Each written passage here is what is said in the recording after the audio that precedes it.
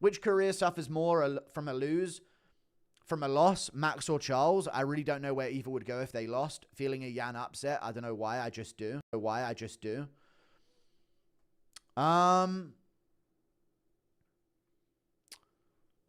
Based on the fact, chat, yes or no, that if Holloway wins, it's less likely to be a finish than if Oliveira wins.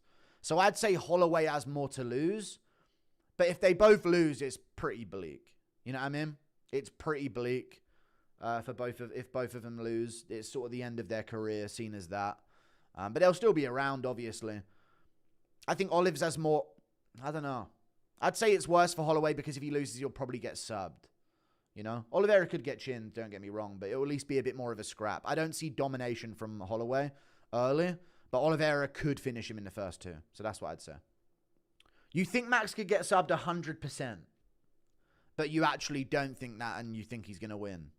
So how do you think he's going to get subbed 100%, but think that he's going to pepper spray him from the outside and beat him? I guess you think 100% there's a chance that he could get subbed? It's interesting phrasing, but yeah. Thank you for the $5. I know. I could see Holloway winning. Listen, I don't think it's far-fetched, but I just think at some point Oliveira will get him to the ground, and if he does... I don't think Holloway's got the level of grappling and scrambling on the ground that other guys do, especially when he's on the ground. He has good takedown defense, he does. But Oliveira will shoot to get the back, you know. Thank you for the $5. 100% meaning I think there's a possibility of 100%. Okay. If Charles gets the back, it will be over, yes. Which is a fucking very likely situation, Nicholas Verga. Don't you agree? I think that's very likely. Charles will at least get the back once here. And if you think if he does get it, it's over, I don't know. I feel like that's like a very likely circumstance, to be honest with you. Charles better fight twice before Ilya. That's true as well, dude. Yeah, you thought the Arman fucking quick turnarounds from Oliveira were bad compared to Arman. But yeah, even compared to Ilya now. Some fighters are here to make some fucking money, dude. That's the fucking difference. I think Max could get subbed 100%, but I think Max will be prepared and pepper spray him from the outside. He could be prepared. He could be prepared, indeed. Thank you for the $5. That could work. I rewatched the Van Royval fight. Didn't realize Van uses oblique kicks as much as he does to maintain distance. I think it could help him clip Pantoja. Yeah, but he's not going to clip him and put him down or put him away. He's going to have to beat up Pantoja and he could win. I think it would be better for the sport if Van wins, honestly. I was watching the promo before they walked out at the weigh-ins of Van versus Pantoja, and there is some aura to the whole. There is some build-up there. It was actually a really well-done promo, in my opinion. You know what I'm saying?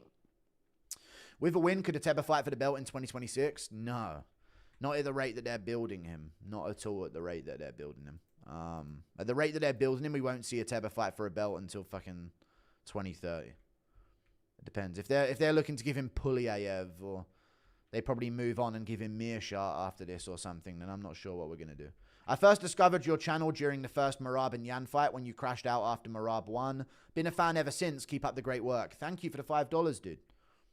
Been a fan ever since. Appreciate that, man. Yeah, the first crash out was a ruthless one for sure.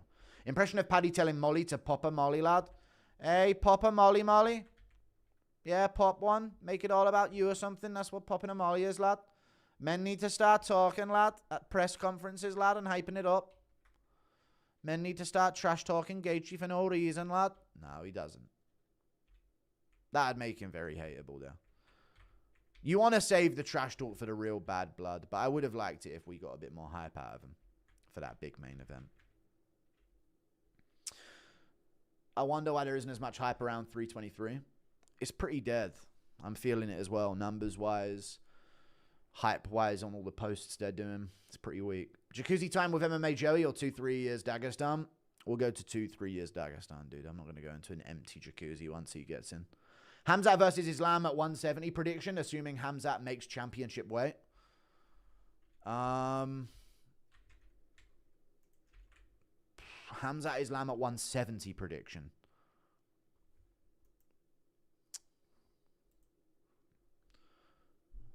I'd say if it was a 3-rounder, I'd go Chimaev, but I'll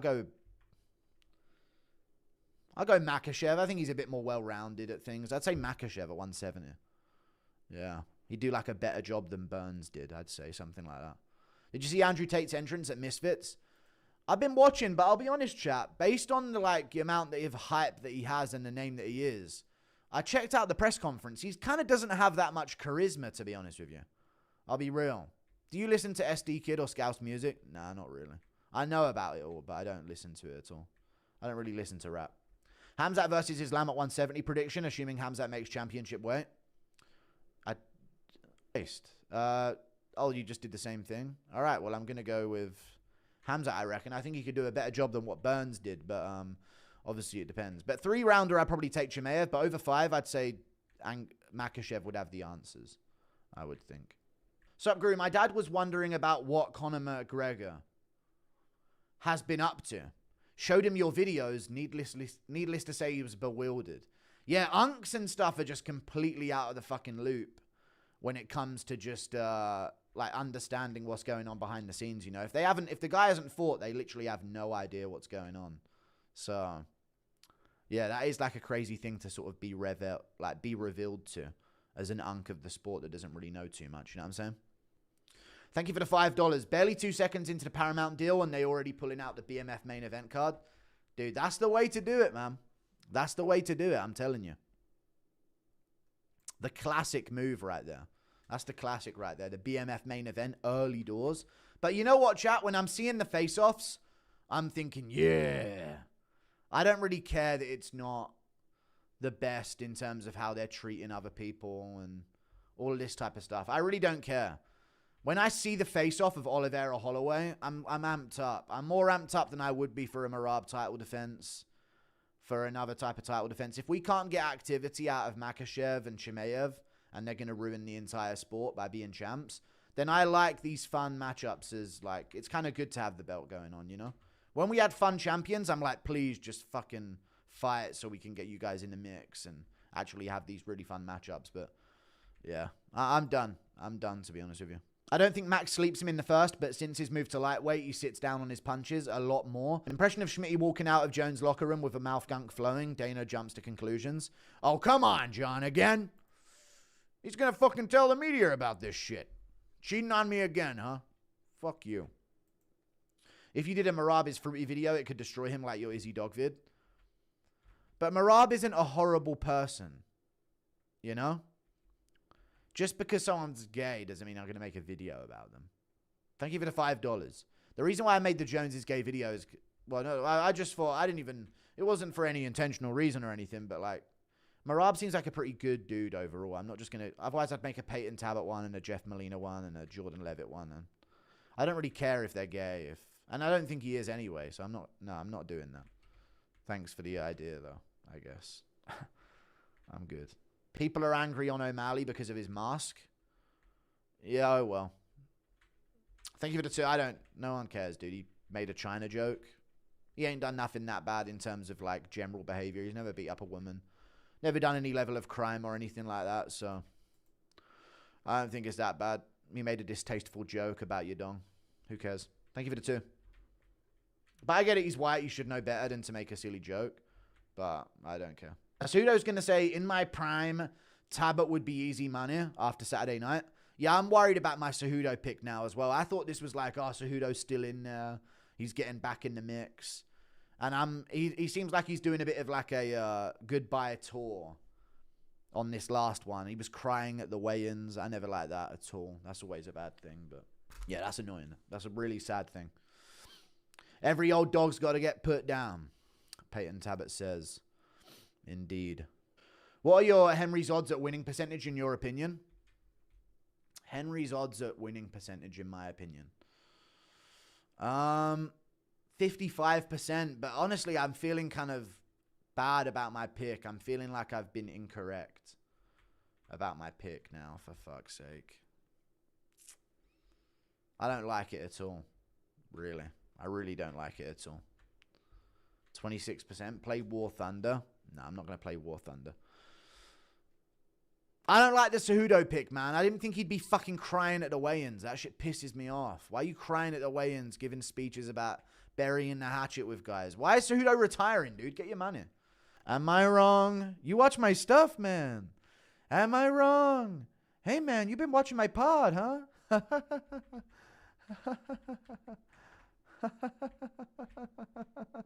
Right, Kamaru? Thank you for the 2. You need to hold lazy fatty Schmitty accountable.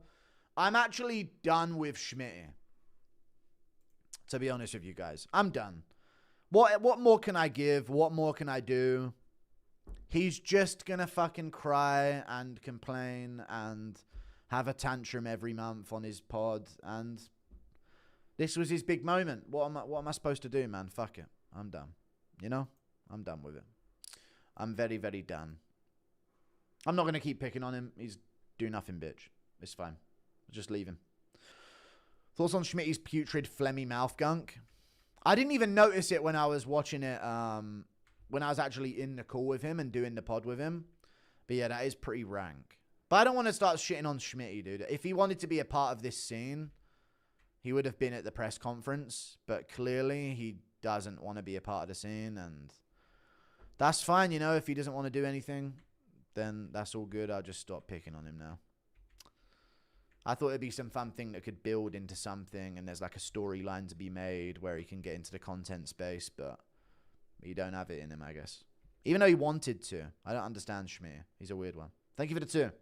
Thank you for the $10. Yeah, right. Impression of Schmitty stays on the couch on Christmas Eve, pretends to sleep to see Santa. When Santa arrives, he walks to the tree and says, this fucking kid, and digs through his bag to find the smallest toy.